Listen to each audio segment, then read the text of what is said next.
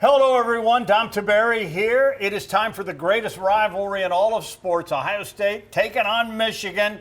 We are going to break it down with our guys, Dave Holmes, Adam King from 10 TV, along with the one and only, the receiver, DeVere Posey. You hear him now on 97.1 The Fan. And next to him, another guy that can catch the football and throw it, the one and only Tim May, 97.1 The Fan, Letterman Row.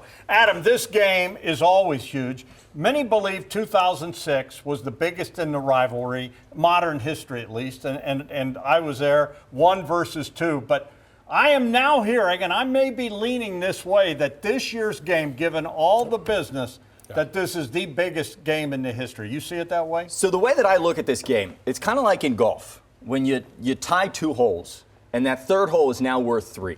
Because the last... Skins game. Yeah, so the last 2 years, because of the sign stealing, have almost been wiped away. And Michigan fans will say that's not true. But I can tell you right now, if Ohio State wins on Saturday, there will be no more talk about the last 2 years. It will be for the rest of the history, you stole signs. That's what happened there. We're back to dominating. But if Michigan wins on Saturday, that means that not only do they get to claim this year, they can say, sign stealing aside, we dominated this rivalry. We're now up to, it completely changes everything in the rivalry. There's never been a game that counts this much. Yes, I understand. There's still national title implications on the line, like 2006. Everything is equal. There's Heisman candidates out there. The only difference, this one's going to be played up in Ann Arbor. DeVere, you played in this rivalry. I know you're proud. What is your record against them? 3-1. 3-1. And the one that sticks in your head is the one you lost. Yeah, Braxton overthrew me. I love you, Braxton. Dude, I got a 3. If we ask Braxton that question, do you think he would say it was overthrown? Braxton would say he may not fast enough to get there. Well, after that, Braxton moved to wide receiver, so he knows the feeling of being overthrown. But I love Braxton. Anyway, this is retirement throw. Let me game ask was crazy, though. Let me he speaks the truth. That's hilarious. Let me ask you. So the funny. Buckeyes have lost 2 in a row. Yeah. You played. You've talked to the current players. Yes. You know those guys. Mm-hmm. How angry are they? How bad do they want this? Yeah. Are they on a slow burn, especially the defensive guys, Yeah. because they feel like they lost last year's game? These guys have been on a slow burn since that week before they got into the college football playoffs. They were all in their apartment watching the voting show, hoping they got in.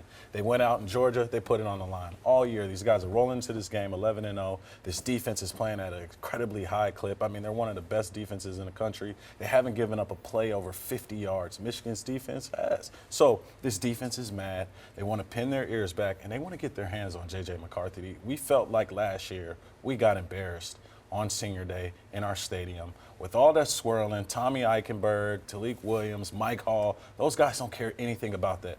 They're out for blood, and they're going to get it on Saturday.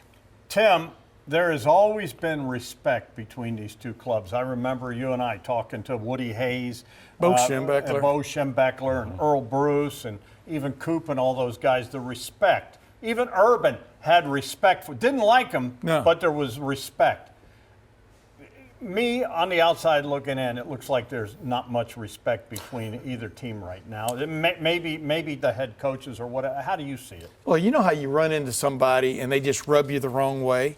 You just get the idea. Ryan Day has been rubbed the wrong way by Jim Harbaugh for years. And you can't hide that. You know, you can talk about it. You know, you can try to give politically correct answers to things. But, you know, Jim Harbaugh rubs Ryan Day the wrong way, and it looks like vice versa. So what's wrong with that? This is a rivalry, man. Mm-hmm. Who cares? That's the way I look at it. And in my opinion, the big thing that's changed this year, I think there's a different Ryan Day at the helm compared to this time a year ago from the standpoint of let it all hang out, turn it all loose, let it go in this game, because you didn't get the sense that was the case last year. Well, real quick, Austin Ward asked him today. I was We've all been asking him for all year. You were really tight last year. Yes. And he said, I don't see it that way, but I think everybody saw it. I believe he changed that Monday after the Michigan game. Going into Georgia, I remember him coming in the stadium, throwing his hands up, right? The Ryan Day interview after the Notre Dame game. Something happened last year in this rivalry game that he's just been licking his chops for this week. I'm super excited because I believe his creativity as offensive coordinator and the things that he brings to the table, I think he's been holding some things back, right? The Xavier Johnson package that we saw in the Georgia game, I think he kind of held Cade Stover back a bit. But he's going to have some things dialed up. The Marvin reverse, right? Dom wants Marvin to throw the football. You haven't even seen That's the only way he hasn't scored this year, right? He hasn't thrown a touchdown. You haven't even seen the Emeka. I just put the words in his mouth. You haven't even seen the Emeka Egbuka package yet. I mean, it's this is interesting. Like I said, there's a freedom going into a game when all that matters is whether you win the game. There's a freedom to that. Let me ask you this, Dave, because it's one of the weirdest setups in all of college football. I love it. I actually don't like the I tunnel. love it. I think One it's way in, one way ridiculous. out. There's one way in, one way out, and it's like the gladiators are coming out. And we know weird things happen in that tunnel. Yeah. I mean, and it goes way back to even when Woody was coaching and all that. But we've seen it really get weirder in the past. You know, documented what happened between Michigan State and Michigan. Apparently, Michigan State was totally at fault in that deal, or whatever.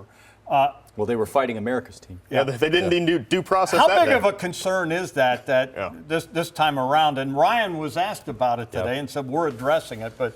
And I want to hear what you have to say because you've been in that tunnel. Okay. Is it a big concern? It's a big concern if you're a kicker, a punter, or a quarterback. I would say if you're the smaller guys on the team, you don't want to brawl anyone in the tunnel. Yeah, it's gonna happen. And I'm not saying anyone's gonna deck someone. Hopefully they keep their cool. But there you say that, you hope not. There absolutely will be pushing, shoving. Ward said one way in and one way out. I'll say this: a lot of people hate Michigan Stadium. I love it. I love it as a venue. I love the banner jump. I love the one-way tunnel. I love the single bowl. I think it's got old school Keith Jackson voice in my head ambiance. Yeah. And I love the single tunnel, but it's asking for trouble on Saturday.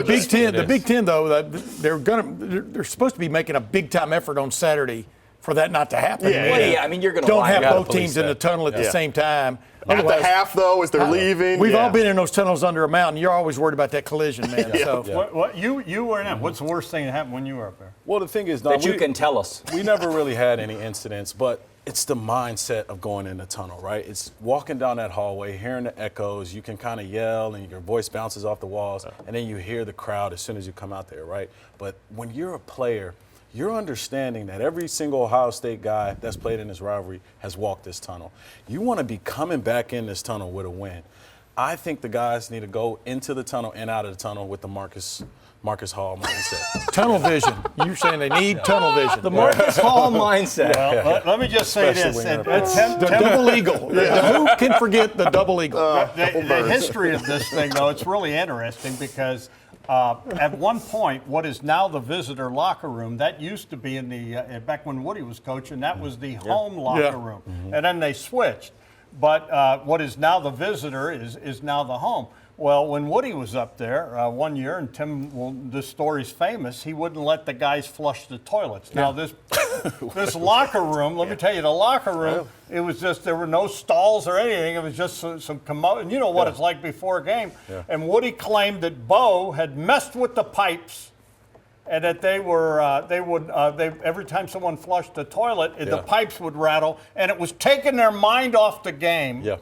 And so these guys were ready they were ready for war. They were so angry when they came out of there because Bo had messed with the pipes. You know what would take my mind off the game? A locker room where no one is flushed. Yeah. That sounds rough. Yeah. Well, I wish Make we you would have angry. took Woody's paranoia into the last year. You know, we're going to need some of that this year. You know, Woody always had a high paranoia of Michigan. I think it's back. He's about right. I think it's back. He's right. I think it's I back. think the rivalry is back. Yeah. I think it's back. Keep it on 10 TV 97.1 The Fan for all your Buckeye coverage needs.